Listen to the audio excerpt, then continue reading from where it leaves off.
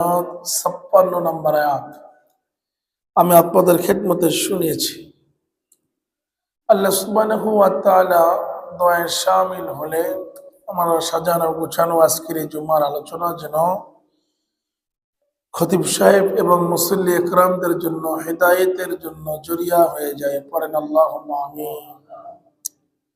সম্মানিত প্রিয় উপস্থিতি,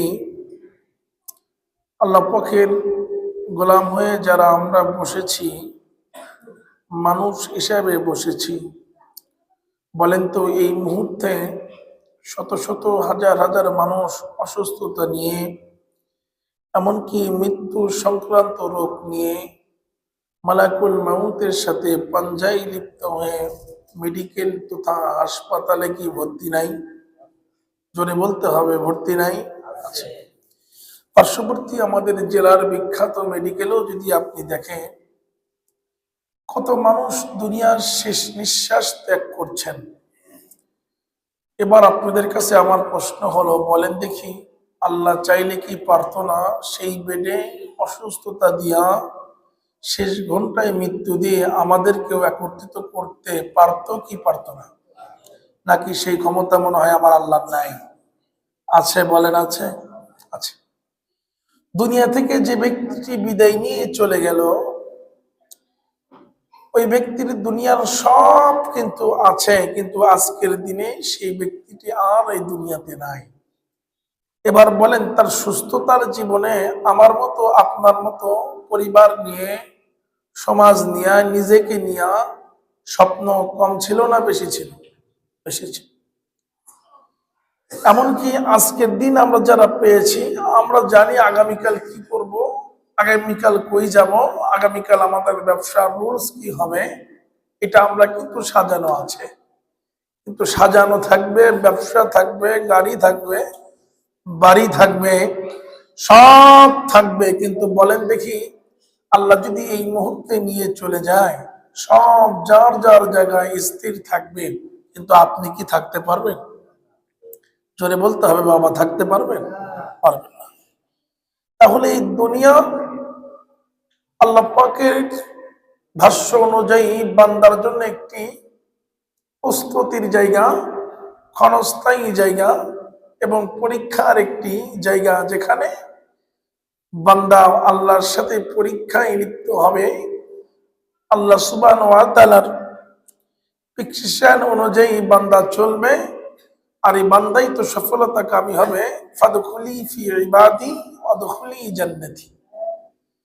যার নেক আমল ইবাদত হবে একমাত্র কার জন্য? আল্লাহ বলছে ফাদখুলি ফি ইবাদি, তোমার ইবাদত যদি ফাদখুলি আমার জন্য হয়ে যায়, ওয়াদখুলি জান্নাতি, তোমার জায়গা জান্নাত হয়ে যাবে। সুবহানাল্লাহ। তাহলে আমাদের স্বপ্ন, আমাদের চাওয়া জান্নাত না জাহান্নাম? জান্নাত। আল্লাহ পাক দুনিয়াতে আসার পরে বান্দাদেরকে পরীক্ষা করবেন। জোরে বলেন, কি করবেন? নবীদেরকে কি আল্লাহ পরীক্ষা করেন নাই? জোরে বলেন, করছে কি করছে না? সব নবী পরীক্ষা দিয়েছেন, এবং নবীরা বলছে, বান্দারে, আল্লাহ পাকের বান্দা, আমার উম্মত গুলো শোনো, তোমরাও যারা জান্নাত কামী হবা, পরীক্ষা দিয়েই জান্নাতে ঢুকতে হবে। সুবহানাল্লাহ। কেমন পরীক্ষা আল্লাহ দিবে? কাউকে ক্ষুধার পরীক্ষা দিবে, কাউকে বা সম্পদের পরীক্ষা দিবে, কাউকে সম্পদ না দিয়ে পরীক্ষা করবে, কাউকে সন্তান দিয়া, কাউকে সন্তান না দিয়া, এবং কাউকে অভাব দিয়া, কাউকে সুখ দিয়া, সব যা দেখছেন, যার 20 বিঘা এবং যার নাই, যার আছে, সবাই পরীক্ষার ভিতরে আছে। সুবহানাল্লাহ। যার সম্পদ আছে, আল্লাহ সম্পদশালীকে পরীক্ষা করবেন, তোমার সম্পদ কোন কাজে তুমি ব্যয় করেছো, তোমার এই সম্পদ কোন কাজে তুমি ইনকাম সোর্স বাড়াইছো, তোমার এই সম্পদ আমি রবের জন্য হয়েছিল কিনা, এটার দ্বারা তুমি শুকরিয়া আদায় করেছো কিনা, এটার দ্বারা ইবাদত করছো কিনা। সম্পদশালীকে আল্লাহ পাক এই সম্পদ দ্বারা পরীক্ষা করবেন। এবং যার সম্পদ নাই, যার ধন দৌলত নাই, আল্লাহ পাক বলছেন, ক্ষুধা দিয়া পরীক্ষা করবো, বান্দা তোমারে দেই নাই, এরপরেও না দেওয়ার পরে শুকরিয়া আদায় করছো কিনা, হারাম কাজে লিপ্ত হয়েছে কিনা, আল্লাহ পাক এটা তারা পরীক্ষা করবেন। তার মানে যার আছে, যার নাই, যার থাকবে, যার হবে, সকলের রোল হলো একটা, সেটা হলো পরীক্ষা। জোরে বলেন সেটা কি? আরো জোরে বলেন সেটা কি? তাহলে আমাদের কি হতাশ হওয়ার কিছু আছে? জোরে বললেন হতাশ হওয়ার কিছু আছে? আমাদের জীবনের সফলতা তৎক্ষণাৎ হবে যৎক্ষণাৎ আমাদের এই জীবনটা আল্লাহ পাক ছোট বড় গুনাহ মাফ করে দিয়া জান্নাতে দিবেন। সুবহানাল্লাহ। ঠিক সেভাবে যুগে যুগে নবীদেরকে পরীক্ষা করা হয়েছে, অসংখ্য নবীকে খোদা দিয়া, কোন নবীকে রাজত্ব দিয়া, কোন নবীকে বাদশাহিত্ব দিয়া, এবং কোন নবীকে জীবন নিয়া, কোন নবীকে একেবারে কোরবানি করে পরীক্ষা করেছেন শুধুমাত্র একটি কারণে, ইমানদারের সাক্ষ্য দেওয়ার কারণে। জোরে বলেন কি কারণে? ইমানদারের সাক্ষ্য দেওয়ার কারণে। সম্মানিত প্রিয় উপস্থিতি, এই যে সুন্দর একটি পরিবেশ আমরা পেয়েছি, সুন্দর একটি পরিবেশ, সুন্দর একটি আখলাক, সুন্দর একটি মুআজ, যা আপনি সুস্থভাবে ইবাদত করতে পারছেন, মন চাইলে মসজিদে তাহাজ্জুদ নামাজে দাঁড়ায় যেতে পারতেছেন। বলেন তো, এমন বহু রাষ্ট্র আছে যেখানে আজকে জুমাবার হচ্ছে কিন্তু প্রকাশ্যে মুসলমান আজান দিতে পারছে না। এমন বহু রাষ্ট্র আছে মন চাইলেও একত্রিত হয়ে ইবাদত করতে পারছে না। ঘরের একটি কোনায় সব দরজা বন্ধ জানলা বন্ধ করে দিয়া সিজদায় পড়তেছে। আল্লাহ না করুক সে রাষ্ট্র যদি নাগরিক আমরা হতাম, আমাদের ইমান কি কয়? এইভাবে কি ইবাদত করতে পারতাম? এত সুন্দর পরিবেশ হওয়ার পরেও আপনি সিদ্ধান্ত নিতে পারতেছেন না যে 12টায় মসজিদে ঢুকবেন, না জুমা নামাজ পড়ার প্রয়োজন, না 10 মিনিট আগে গেলেও হয়। এই সিদ্ধান্ত নিয়ে 100 গজ দূর থেকে আপনাকে মসজিদে আনতে পারছে না। আর এমন একটা রাষ্ট্রে যদি আল্লাহ পাক আপনাকে নাগরিক দিত যেখানে মসজিদ হইলো 500 কিলোমিটার দূরত্ব, 100 কিলোমিটার দূরত্ব, আপনার কি মন বলে এই ইমান দিয়ে আপনি মসজিদে আপনার এক যুগে একবার যাইতেন? জোরে বলেন যাইতেন? তাহলে এই শুকরিয়া আপনি কিয়ামত পর্যন্ত আদায় করে শেষ করতে পারবেন না। সম্মানিত প্রিয় হাজির, যে কারণে এই যে মসজিদমুখী কাজ, মসজিদমুখী আঞ্জাম, আল্লাহর ঘর আর আপনার ঘর, দুইটা কি এক জিনিস? জোরে বলেন এক জিনিস? আপনি 10 তলা বিল্ডিং বানাইছেন 5 কোটি টাকা দিয়ে, আর আল্লাহর ঘরে, আল্লাহর এই ঘর আপনার 10 কোটির বিল্ডিং, আল্লাহর ঘরের একটা ইটার যে মূল্য, আপনার এই 10 তলার মূল্যর বিল্ডিং কি কনভার্ট করে এক জায়গায় হবে নাকি? বলেন হবে না। যে কারণে হলো সুন্দর মসজিদ যতটা সুন্দর, আর বড় সুন্দর হলো মসজিদের মুসল্লি একরাম। জুমার নামাজের আঞ্জাম এত সুন্দর যেমন হয়, প্রত্যেকটি নামাজ, জুমার নামাজ আল আজিব আত তাহাদ যেমন আপনার প্রতি ওয়াজিব, আল ফারজ ফিহিল আজমা, তেমনি করে প্রত্যেকটি নামাজের আল্লাহ পাকের বিধান, 5 ওয়াক্ত নামাজ আপনার প্রতি আল্লাহ তাআলা ফরজ করেছে। প্রত্যেকটি ইবাদত শারীরিকের সাথে সম্পৃক্ত। জোরে বলেন কিসের সাথে? শারীরিকের সাথে। আপনি শারীরিক আনফিট, আল্লাহ বলছে আপনার জন্য রোজা ওই সময় পর্যন্ত মাফ, তুমি পরবর্তীতে করে নিও। আপনি শারীরিক আনফিট, অর্থ নাই আপনার জন্য, ইবাদত আল্লাহ জুলুম করে নাই, অর্থ নাই, তুমি হজে যাও, হজও কিন্তু ফরজ। আল্লাহ কি জুলুম করেছে যে তুমি ডাকাতি দিয়ে হজ করতে যাও? না। ঠিক তৎক্ষণাৎ এই ইবাদত গুলো আপনার সাথে সম্পৃক্ত, কিন্তু একটি ইবাদত যেটি আল্লাহ পাক বলে এটা আমার সাথে সম্পৃক্ত, যেটি শেষ নিঃশ্বাসে শেষ বিছানায় শুয়ে আসো, দাঁড়াইয়া নামাজ পড়ার অবস্থা তোমার ছিল না, বসে নামাজ পড়ার অবস্থা ছিল না, এমনকি তুমি তোমার শারীরিক অবস্থায় একেবারে আনফিট, এরপরেও মৃত্যুর শেষ সময় অক্ত যদি তুমি পাও, এর সারা দিয়া হইলেও নামাজ আদায় করো। আর আসতে কোন সুবহানাল্লাহ। তাহলে নামাজের গুরুত্ব আল্লাহর কাছে মনে হয় একেবারেই কম। হ্যাঁ, নাকি ভাবতেছেন বছরে একবার এখানে সেজদা দেব আর একবার মক্কা যায় সেজদা দেব, বাকি বছরের ইবাদত একেবারে কমপ্লিট হয়ে যাবে? এটার কোনো সুযোগ আছে? এটা শয়তানি সুযোগ। শয়তান যেমন কইছে আল্লাহ কোন জায়গায় সেজদা দেব, একদল কয় না যে এই পুরা পৃথিবীতে শয়তান সেজদা দিয়ে দিয়ে একটুখানি ইঞ্চি মাটিও রাখে নাই যেখানে আমরা সেজদা দেব। এইরকম শয়তানের খালাতো ভাই বুঝি এই বল মরিজাতে নাই? জোরে বলেন নাই? তাহলে ইবাদত একমাত্র কার জন্য? আর জোরে বলেন কার জন্য? আল্লাহ পাক, এই যে আমি আপনাদের সূরাতুল বাকারা যে নিসাত আমি আপনাদেরকে শোনালাম, আল্লাহ পাক বলছে বান্দা আমি পরীক্ষা করব। জোরে বলেন কি করবে?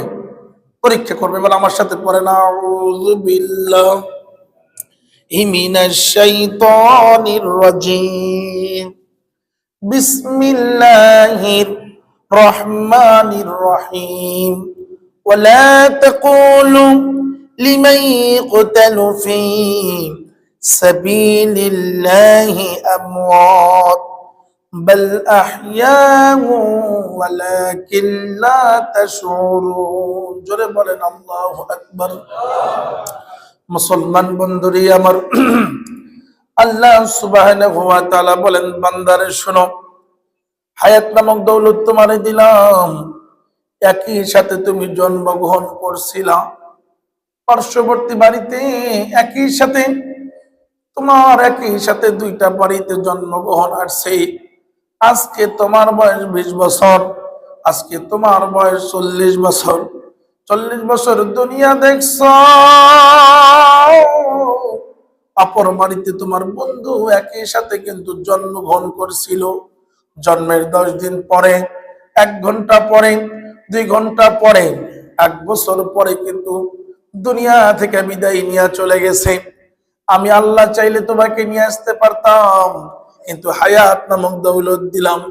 বান্দারে, পৃথিবীতে লক্ষ মিলিয়ন টাকা ব্যয় করে, লক্ষ কোটি টাকা ব্যয় করে 5টা মিনিট বা 2টা সেকেন্ড বেঁচে থাকার কোনো সুযোগ নাই। এটার মালিক একমাত্র আল্লাহ। আমি রব, হায়াতের মালিক আমি রব। 5টা জিনিস আমার কাছে রাখছি, যা দুনিয়ার কোন বান্দা, বিজ্ঞানিক, দার্শনিক, কোন ডক্টরেট বিজ্ঞ মানুষগুলো, পৃথিবীর সুপার পাওয়ার রাষ্ট্রগুলো একত্রিত করলেও আমার 5টা জিনিসের একটাতে হাত দেওয়ার শক্তি নেই, কারণ একমাত্র আমি শক্তিশালী। ইন্নাল্লাহা আলা কুল্লি শাইইন কাদির। জোরে বলেন আল্লাহু আকবার।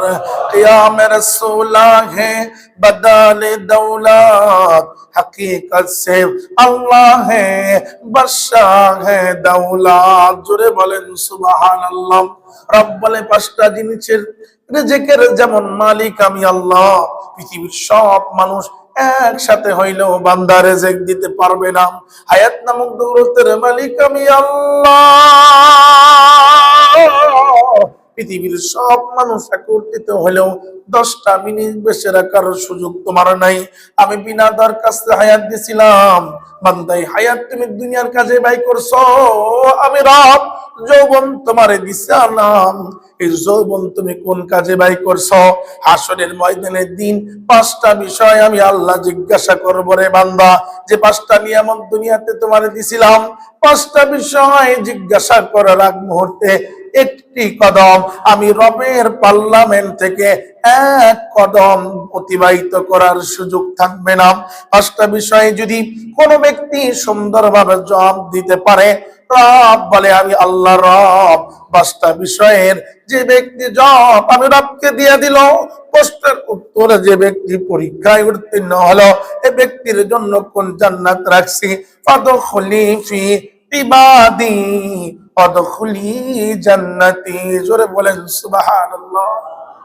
5টা বিষয় তোমাকে জিজ্ঞাসা করব, যে 5টা নিয়ামত আমি আল্লাহ নিজের কাছে রেখেছি, দুনিয়াতে বান্দা তোমাকে দিছি, যা অন্য অন্য মাখলুকের কাছ থেকেও আমি রব যা দিছি। এর ভিতরে 1 নাম্বার হলো হায়াত। জোরে বলেন কি? 2 নাম্বার হলো সুস্থতা। জোরে বলেন কি? আল্লাহ পাক সুস্থতা দেয় নাই, আপনারা হায়াত দিছে, সারা জীবন ওই বিছানায় পড়ে আছে, এই হায়াত দিয়ে কি লাভ আছে? জোরে বলেন লাভ আছে? 2 নাম্বার হলো রেজেক দিছি, কিন্তু আপনি ভাবতেছেন রেজেক তো আল্লাহ দেয় নাই, বাপ 20 বিঘা জমি দিছে, এটা ভাবতেছেন নাকি? আপনি 40 বিঘা জমি রাখছে, বড় বিশাল ব্যবসা রাখছে, আল্লাহ কি রেজেক দিছে? ওইটা তো আমার বাবাই দিছে। আপনার বাবারে কে দিছে? তার দাদাই কে দিছে? আজকে যে আছে আপনার সম্পদ, বাপের ছিল 4 সন্তান, 4 ভাই, বাপের যা আছে ভাগ হচ্ছে কয়টা? জোরে কোন কয়টা? 4 ভাগের 1 ভাগ আপনি পাইছেন, আপনার সন্তান কমপক্ষে আরো 5টা আছে, ভাগ হবে কয়টা? তার সন্তান ভাগ হবে। এমনও তো হতে পারে যে সন্তান আজকে প্রাইভেট কার নিয়ে ঘুরে, আজকে তার আওলাদ এমন একটা সময় আসবে ভাগ হতে হতে রিস্কার ভাড়াও পকেটে থাকবে। কথা বলেন না কেন? কথা বলেন না কেন? এমন বড় লোক কি আশেপাশে নাই? তাহলে রিজিকের মালিক কে? ঠিক আল্লাহ বলছে এটাকে আমি ধরবো, যেটা তুমি ধরছো মনে করতেছো কামাই করো, দুনিয়া করতে করতে করতে একতলা বাড়ি আগামীকাল স্বপ্ন দেখতেছো। আল্লাহ রে, একতলা বাড়ি হলে হয়, তবে আর একটু যদি পারো আর একটা তলা খালি না। কি আমাদের কি বাস্তবতা এমন কিনা বলেন? 1 লাখ টাকা আছে, আগামী বছর আল্লাহ থাক আর দরকার নাই, এমন কেউ কি আছেন? না, আরো দরকার। দুনিয়া দুনিয়া বলতেছিলাম, আপনি ভাবেন, এনালাইজ করেন, বালিশটা মাথায় দিয়ে বাড়িতে যেয়ে ভাইবেন যে মাওলানা ইসমাইল রহমানী সাহেব বলছিলেন যে আজকের দুনিয়ার যদি চক্ষু বন্ধ হয়, আমার যে বাড়িতে দামি চাদরটা আছে, যে বিবি বারবার কইছিল কলিজার টুকরা স্বামী আপনি মারা যাওয়ার পরেও আমি আপনাকে ছাড়বো না, আপনার বিবিরে কয়েন এক রাত শুধু আপনার কবরের পাশে থাকে কিনা? থাকবে, থাকবে মনে হয়, থাকবে না? নাকি বনমনিসার যে ভাবিরা আছে খুব ভালোবাসে, কি সুযোগ আছে? সুযোগ আছে, দামি বালিশের চাদরটাও রেখে দিবে। এত টাকা দিয়ে মার্কেট করছেন, এত টাকা দিয়ে সব করছেন, আপনার দামি পোশাকটা কি রাখবে? বেলেট দিয়ে কিসি দিয়ে কেটে রেখে দিবে, কারণ সেই জায়গায় ওই পোশাকে আল্লাহর কাছে যাওয়ার কোনো সুযোগ নেই। আপনি আসছিলেন অন ডেসে, একেবারে অন ডেসে আসছিলেন, কোন পোশাক ছাড়া দুনিয়াতে আসছিলেন। প্রথম দিয়েই আপনাকে দামি পোশাক পরাই নাই, তেনা দিয়ে পেছানো হয়েছে। আল্লাহ পাক বলে সেই তেনা দ্বারাই পেছাবো, যেটা দুনিয়াতে এমন একটা সাদা কাপড় দ্বারা পেছাবো, পুরুষ তোমার জন্য মাত্র কাপড়ের বিধান 3টা, মহিলা হইলে 5টা। জোরে বলেন কয়টা? কয়টা? এই কাপড় কিনতে মানে 20,000 টাকা খরচ হয়। কি খরচ হয়? কাপড় আমার বাজার যে আব্দুল মুন্নাফ সাহেবের দোকানে আছে, বিদায় যখন শেষ হয়, আহা কত দামি মানুষ, কোটি টাকা ছিল, আপনি একটা দিন একটা রাতে লক্ষ লক্ষ টাকা ব্যয় করেছেন। 1,1200 টাকার মার্কেট, আতল গোলাপ শুনবার শেষ মার্কেট আপনার কপালে। বাবা কান্দে, মা কান্দে, সন্তান গুলো হাও মাও করে কান্না করে।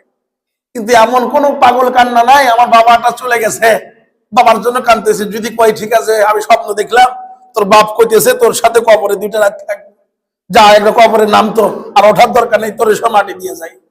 সন্তানকে হুজুর আপনার যদি দরদ থাকে আপনি থাকেন। কথা বলেন না কেন? কথা বলেন না কেন? আপনার কামাইয়ের সম্পদ সব ভোগ করবে, কিন্তু আপনি যা কামাই করতে গুনাহ করেছেন, জীবন যা নষ্ট করেছেন, এটা কেউ ভাগ নিবে না। এটাই আল্লাহ পাক বলছে তোমাদেরকে পরীক্ষা করা হবে। কি দিয়ে পরীক্ষা করব?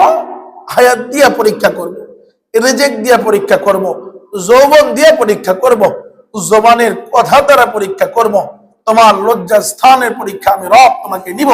তুমি যদি তোমার পায়রাটিকে ঠিক রাখতে পারো, আমি আল্লাহকে ঠিকভাবে আমি আল্লাহকে উপস্থাপনা করতে পারো, আমি রব এমন জান্নাত রাখছি যে জান্নাতের মেহমান তোমার প্রিয় নবী মুহাম্মদুর রাসূলুল্লাহ সাল্লাল্লাহু ইন্নাল্লাযীনা আমানু ওয়া আমিলুস সালিহাত কানাত লাহুম জান্নাতুল ফিরদাউসি নুজুলা। রব বলছে ইন্নাল্লাযীনা আমানু, ঈমানদার হও, আমল সালিহ হও, সালেহ করো, আমল করো, নেক আমল করো, ভালো কাজ করো, বিনিময়ে জান্নাতুল ফিরদাউস। রব কোন জান্নাত দিবে এটাও বলে দিলেন। সুবহানাল্লাহ বলেন। জান্নাতুল ফিরদাউস সম্পর্কে আপনাকে সামান্য তো উদাহরণ। জিবরাইল আমিনকে আল্লাহ সুবহানাহু ওয়া তাআলা, জিবরাইল আল্লাহর কাছে গেলেন, আল্লাহ আমার মনটা চাই আপনার জান্নাত আর জাহান্নামটা একটু ঘুরে দেখি। আল্লাহ কইতেছে এটা তো একেবারে প্রাইভেট এরিয়া, এটা নিরাপদ এরিয়া। বলেন তো গণভবন, এবং আপনি হলো যেখানে প্রধানমন্ত্রী, প্রধান উপদেষ্টা এখন যেখানে আছে, চাইলে কি আপনি সাধারণ মানুষ আর 500 গজের ভিতরে যেতে পারবেন? কারণ এটা প্রাইভেট এরিয়া, যেখানে যাওয়ার অনুমতি নাই। যদি বেশি বাড়াবাড়ি করেন একবারে আপনাকে সরাসরি 44 জারি আছে, গুলি করার অর্ডার আছে। আল্লাহর কাছে বললে, আল্লাহ আমি তো পৃথিবীর জিবরাইল, এমন কোন জায়গা নাই, দুনিয়ার এমন কোন জায়গা, আসমানের এমন কোন জায়গা নাই যেখানে আমি আমার পদার্পণ ঘটে নেই, দেখি নাই। আপনি যদি অনুমতি দেন আমি একটু জান্নাত জাহান্নাম দেখবার চাই। আল্লাহু আকবার। আল্লাহ বলল ঠিক আছে, অনুমতি দিলাম। জিবরাইল আমিন ওনার প্রায় 60 লক্ষ পাখাকে একত্রিত করে একবার উড়াল দেয়। পাখার একটা পাখা যদি ডানা ল্যান্ড করে, যা একবার অতিক্রম করলেই দুনিয়াতে চলে আসে। সুবহানাল্লাহ। তাহলে ওনার পাওয়ার বুঝি খুবই কম? সম্মানিত প্রিয় হাজিরিন, প্রথম জাহান্নামের কানায় যাবে, জাহান্নাম তো দেখা দূরের কথা, জাহান্নামের আরেকটি প্রাইভেট এরিয়া আছে যেখানে জিবরাইল আমিন বলছেন, হাদিসে জিবরাইলের ভিতরে আছে যে জাহান্নামের তাপমাত্রা এতটা বেশি, আমি যদি আর একটি পা অতিক্রম করতাম আমার সমস্ত পাকা মোমের মতো গলে যেত। নাউযুবিল্লাহি মিনাহ। বলেন তো এই জাহান্নামের যাদের উল্লেখ হবে, জায়গা হবে, তাদের জায়গা কি ভালো হবে? জোরে বলেন ভালো হবে? জিবরাইল আমিন জান্নাত দেখছে, সব জান্নাত দেখছে। তো যে জান্নাতের ভিতরে জিবরাইল সবচেয়ে বেশি আকাঙ্ক্ষা, যে আল্লাহ বলছে এই জান্নাতের নাম হলো ফিরদাউস। সুবহানাল্লাহ বললেন না? মুসলমান বন্ধুরা আমার, হাদিসে জিবরাইলের ভিতরে আসছে জিবরাইল আমিন সব জান্নাতের দরজাগুলো খুলছে, সব জান্নাতগুলো দেখছে রে।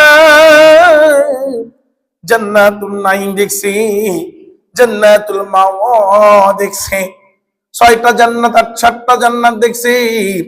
8 নাম্বার দরজা জান্নাতের দরজায় যে জান্নাতে লেখা আছে জান্নাতুল ফিরদাউস।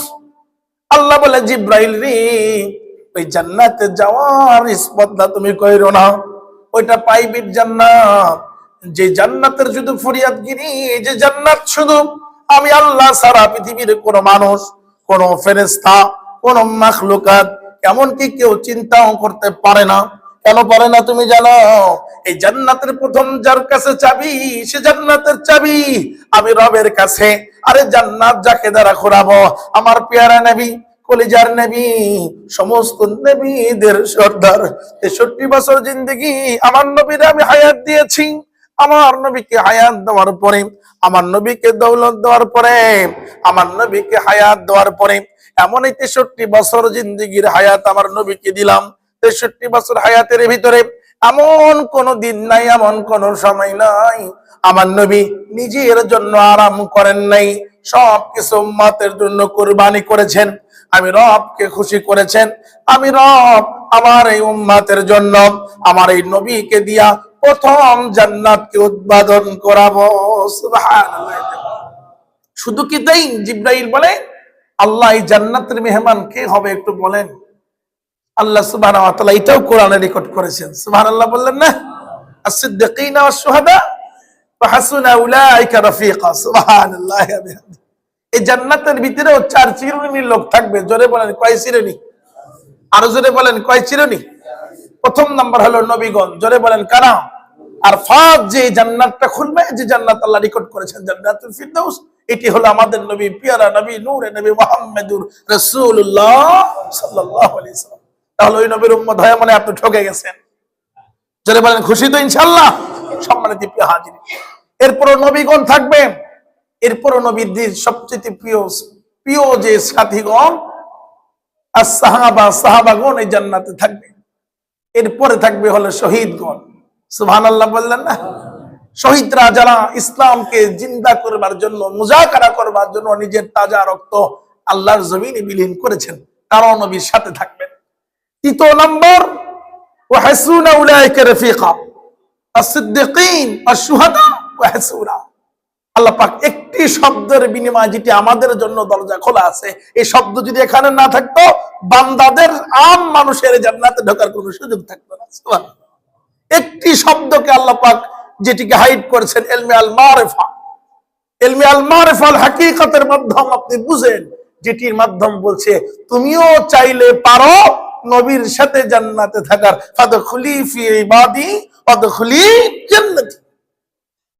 তোমার ইবাদত, আমলে সালেহ, নেক আমল যদি সুন্দর হয় এবং এটা যদি একমাত্র আল্লাহর জন্য হয়, আর তোমার ভিতরে জীবনের সব দিল ভালোবাসা নবী পিয়ারা মুহাম্মদ রাসূলুল্লাহ সাল্লাল্লাহু আলাইহি সাল্লাম, তোমার স্বপ্ন পিয়ারা নবী, তোমার দরুদে তোমার নবী, তুমি হাঁটো, তুমি দরুদের পাগল, প্রেমের পাগল, মুহাব্বতের পাগল। দুনিয়ার প্রেমিক দেখেন না, একবার মেয়ের প্রেমে পড়লে ওই মেয়ের নাম, মায়ের নাম ভুলে গেলেও ওই মেয়ের নাম ভুলে না। কথা বলেন ঠিক কিনা? এমনকি মেয়ের বিয়ে করতে পারে নাই, আরেক মেয়ের বিয়ে করছে, এরপরও ঘুরে স্বপ্নের ঘরেও দেখে ওই মেয়ের নাম কয়, ঘরের বউ কয় স্বামী এটা কার নাম, বলে এটা না স্বপ্নে বলছি। মানে এমন প্রেমের প্রেম, দুনিয়ার প্রেমে পড়ছে, ও জিগির করে ওই নারীর। রব বলে আমি পিয়ারা নবী মুহাম্মদ রাসূলুল্লাহ বলে আমার উম্মত যার আমলে সালেহ হবে, আশিকে রাসূল হবে, যার ধ্যান আমি নবীওয়ালা হবে, যার কর্ম নবী হবে, যার চেহারা সুরত আমার নবীওয়ালার সাজে সাজবে, সুন্নতে মাওলা হবে, যাকে দেখলে মনে হবে মুহাম্মাদের উম্মত, এর জায়গা হবে ইন্নাল্লাযীনা আমানু ওয়া আমিলুস সালিহাত কানাত লাহুম জান্নাত ফিরদাউস। তাফসীরের ভিতরে এসেছে, মুফাসসির ইকরাম বলে যে জান্নাত হবে নবীর জান্নাত, একই সাথে বিছানা হবে উম্মতের বিছানা, মুহাম্মদ রাসূলুল্লাহ সাল্লাল্লাহু আলাইহি ওয়াসাল্লাম। সম্মানিত প্রিয় হাকিম, তো বলছিলাম ওয়ালা তাকুলু লিমান ইয়াকতালু ফি সাবিলিল্লাহি আমওয়াত। আপনাকে আল্লাহ পাক পরীক্ষা করবেন, অনেক বাধা দিয়ে পরীক্ষা করবেন রব, কিন্তু মুমিন কখনো পিছপা হবে? মুমিন কখনো পরীক্ষায় ফেল করবে বলেন? মুমিন একই গর্তে কখনো দ্বিতীয়বার পা দিতে পারে না। এই কারণে আপনি আপনার জীবনকে ক্যালকুলেশন করতে হবে, আপনার জীবন সাজাতে হবে যে আমি আমার জীবনটাকে আমি কি মাপকাঠি করলাম জীবনে কতবার। একবার ডায়াবেটিস ধরা পড়লে ডাক্তার যদি কয় 2 বেলা খাওয়া যাবে না, খালি রুটি খাও আর রুটি খাও, আপনাকে, কারণ আপনার হায়াত এমন না, আপনি তাড়াতাড়ি মরতে চান, এমন একটা লোককে এই দুনিয়াতে আছে নাকি? আপনি কত নিয়ম কারণ মানেন, ডাক্তার বলছে 1 কিলো হাঁটতে, আপনি হাঁটেন 10 কিলো, এরপরেও আপনাকে বাঁচতে হবে। মূলত মূল উদ্দেশ্য হলো বাঁচা। জোরে বলেন কি? আল্লাহ বলছে দুনিয়ার এই সামান্য ভয়, এই ভয়টা কিন্তু মৃত্যুর ভয় আল্লাহর জন্য না, আপনার জন্য। রব বলে এটা তুমি ক্যালকুলেশন করতে পারলা, জীবনটার একটা নিয়ম নীতিমালার মধ্যে আনতে পারলা, কিন্তু এমন একটি জায়গা যেখানে আমি রব তোমাকে ধরবো এবং যেখানে আমি রব তোমার জন্য এই দুনিয়ার সব নিয়ামত, যা একটি জান্নাত, সর্বনিম্ন জান্নাতের এরিয়া হবে পুরা দুনিয়ার 10 এরিয়ার সমান। সুবহানাল্লাহ।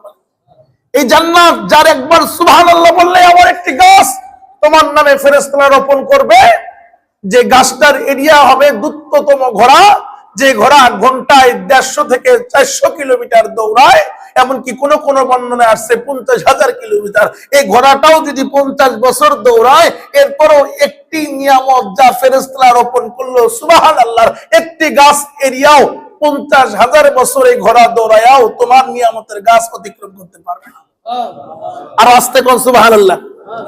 এই যে আপনি সুবহানাল্লাহ বলছেন, আপনার ইয়াকিন যে আল্লাহ পাক আমার জন্য জান্নাতে একটা গাছ রোপণ করছে ফেরেশতাদের মাধ্যমে, তবে জান্নাতে করছে এটা সত্য, চাবিটা তো আল্লাহ পাকের কাছে নিতে হবে।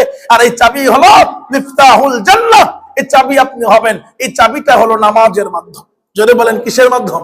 আপনি যে দলের হন, আওয়ামী লীগ করেন, বিএনপি করেন, জাতীয় পার্টি, যা সৎ বা সৎ, কিন্তু আপনি যদি মুসলমান হন, আপনার একটা মাত্র নেক আমল, যেটি কমন নামাজ। নাকি আওয়ামী লীগের জন্য জুমার নামাজ 3 রাকাত, বিএনপির জন্য 5 রাকাত, জামাতে ইসলামের জন্য মনে হয় 7 রাকাত, আর আমি ইসমাইল হুজুরের জন্য মনে হয় 10 রাকাত। তাহলে আপনি কোন কয় রাকাত? এখানে কোন দলের চিহ্ন আছে? তাহলে আমাদের জায়গা কোনটা বলেন? জান্নাত। আল্লাহ পাক আমাদেরকে কবুল করেন, পড়েন আল্লাহুম্মা আমিন। আল্লাহ পাক সুস্থতার হায়াত দান করেন, পড়েন আল্লাহুম্মা আমিন। আগামী জুমা পর্যন্ত সকলকে সুস্থ রাখেন, পড়েন আল্লাহুম্মা আমিন। ওয়া আখিরি দাওয়ানা আলহামদুলিল্লাহি রাব্বিল আলামিন।